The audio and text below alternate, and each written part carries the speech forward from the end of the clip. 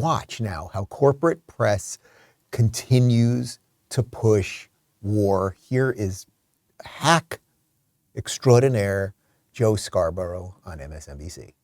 You look at, like, for instance, Ron DeSantis, who actually went on Fox News yesterday and said that Putin doesn't really pose a risk to his neighbors.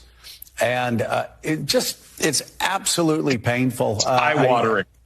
It's absolutely painful, especially a guy who wants to take control of a party that Ronald Reagan once led and went to the Brandenburg Gate and said, Mr. Gorbachev, tear down this wall. What a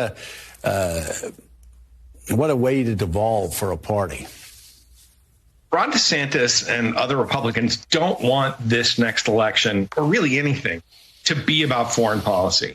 It's their Achilles heel. They don't know anything about it. They don't care. The base they have to deal with is actively hostile to any discussion of foreign policy. Partly, it is that anti-Zelensky, anti-Biden reflex, but partly because the Republicans have abandoned the internationalist, the kind of muscular internationalism that Reagan brought to the end of the Cold War, and adopted a kind of sour know-nothingism about foreign policy. And those are the primary voters. And this is, I think, why you're seeing the House being, the House members somewhat difficult, more difficult than the Senate members, because that's the very core of the GOP base. Those are the primary voters that they have to get past.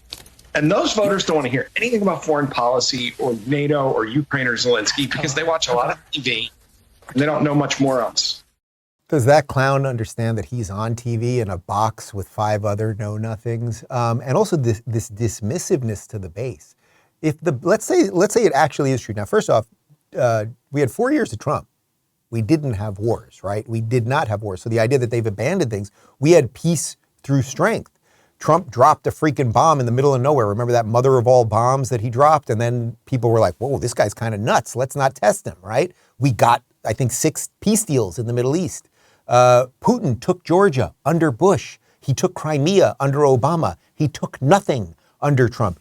So first off, the idea that Republicans know nothing about foreign policy is just not true. I think Trump has done an incredible job in those 4 years of changing the view of what foreign policy should be. We should not be nation building. We should use our power judiciously. That's number one.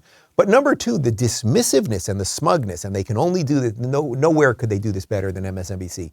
The smugness of this guy, Tom Nichols, that these people don't care about foreign policy. You know, if a freaking train blew up and there were 10,000 gallons of ammonia and all of this toxic shit in all of my water and in my air, and the fish were dying and my chickens were dead, I don't know that I'd be like, could we get some more money for Ukraine?